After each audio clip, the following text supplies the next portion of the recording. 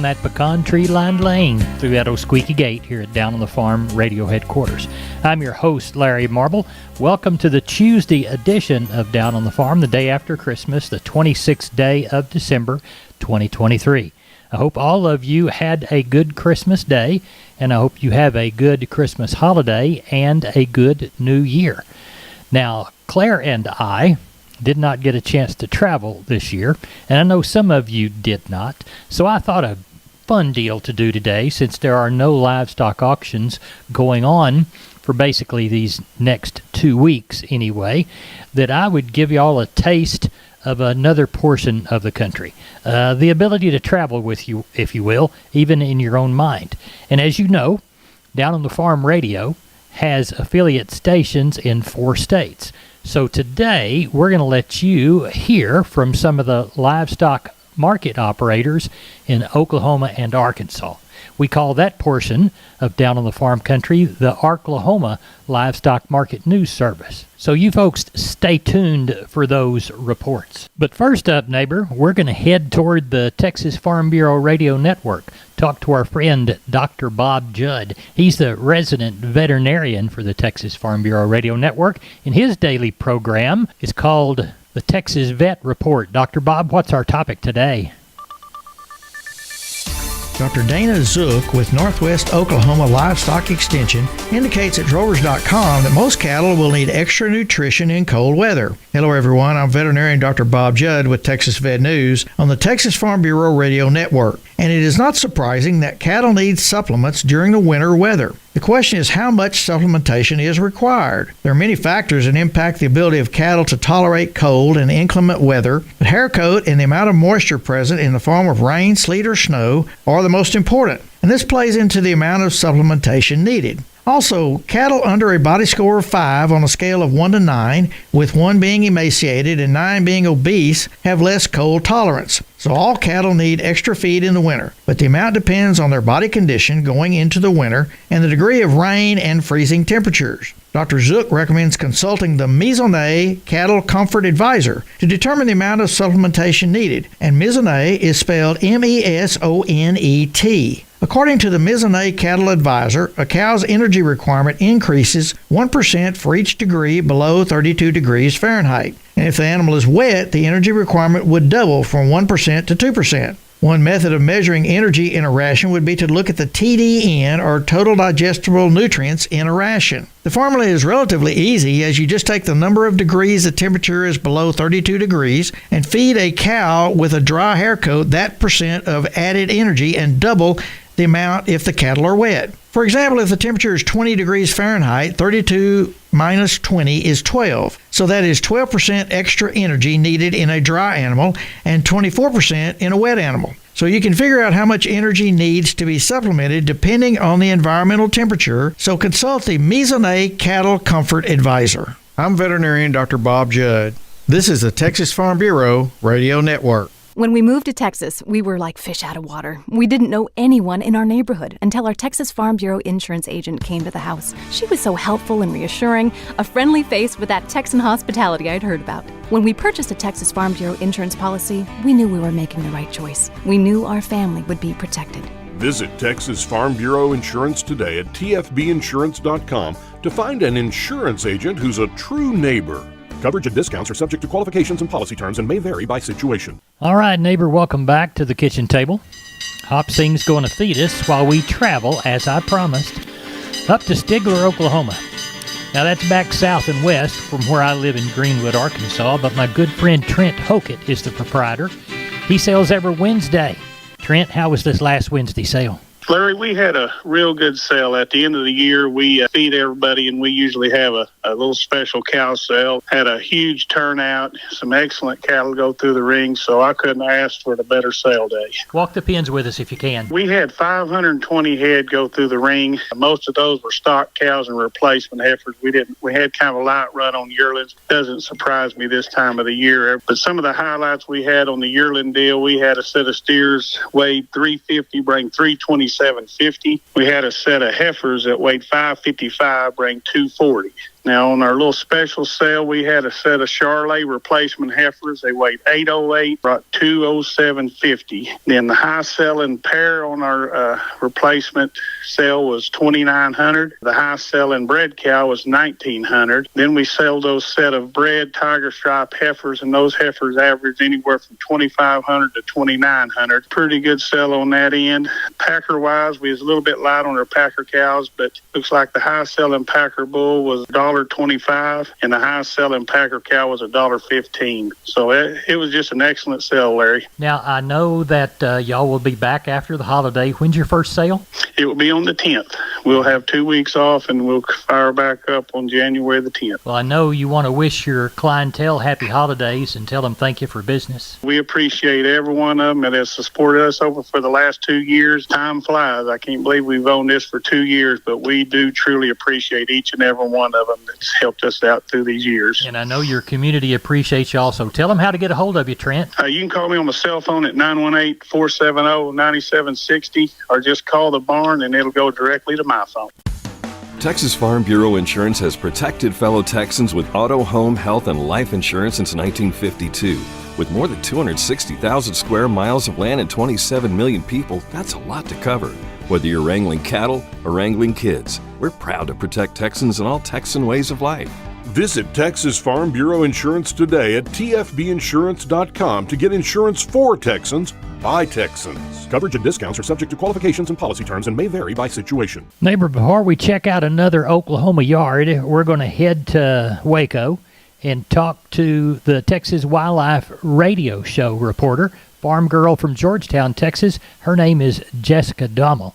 Jessica, what is the topic for this week? Spotted sea trout meetings. I'm Jessica Dommel with the Texas Wildlife Radio Show on the Texas Farm Bureau Radio Network. The Texas Parks and Wildlife Department is now accepting public comment on a proposal to change spotted sea trout regulations off the Texas coast. The proposal, if approved by the Parks and Wildlife Commission, would reduce the spotted sea trout bag limit to 3 fish between 15 and 20 inches, with 1 fish over 25 inches allowed daily. TPWD researched and proposed the rule after public scoping and survey efforts. Through those surveys, TPWD staff say they learned that many anglers wanted to see more restricted measures to improve the fishery. Spotted sea trout were heavily impacted by Winter Storm Uri in February of 2021. After the deaths of thousands of the sea trout, TPWD enacted emergency rules to allow more fish to remain in the water during the spawning period. Those emergency rules have since expired, returning the state to pre-2021 regulations. TPWD will host several public hearings on the proposal January 9th, 10th, and 11th. The first hearing will be January 9th from 6 to 8 p.m. at Texas A&M Corpus Christi. At the same time on the 9th, the hearing will be held at the Greater Chamber of Harlingen in Harlingen. January 9th, there will also be a meeting at the Saltwater Pavilion at Rockport Beach Park in Rockport. On January 10th, there will be a meeting from 6 to 8 p.m. at the Bob Bowers Civic Center in Port Arthur. January 11th, the meeting will be 6 to 8 p.m. at the Nestler Civic Center in Texas City. There will also be a Zoom webinar on the proposal from 6 to 8 p.m. on January 10th. The public can provide comments at one of the in-person hearings, online, or via phone or email. Details on how to submit those comments are available on the TPWD website. For the Texas Farm Bureau Radio Network, I'm Jessica Dommel. Jessica always does a great job, always has a great topic. Neighbor, we're continuing with the holiday edition of Down on the Farm. While the cattle go to Beller, it's time to head down and talk to Joshua Garcia, the relatively new owner of Karn City Auction, LLC. I believe they've had their year anniversary sale already. I'm pretty sure of that. Joshua, how was the last sale you had before the holiday? Real good, Mr. Larry. Market was strong on good demand of quality cattle. Sheep and goat market seemed to be up a little bit, so a good way to end the year. Walk the pins with me, Joshua. Ended up with 541 head of cattle, 235 sheep and goats, with 140 sellers and 53 buyers. Number one cows 87 to 99. Number two cows 30 to 86. Bulls 88 to $1.17. Stocker cows, bred cows 750 to 1275.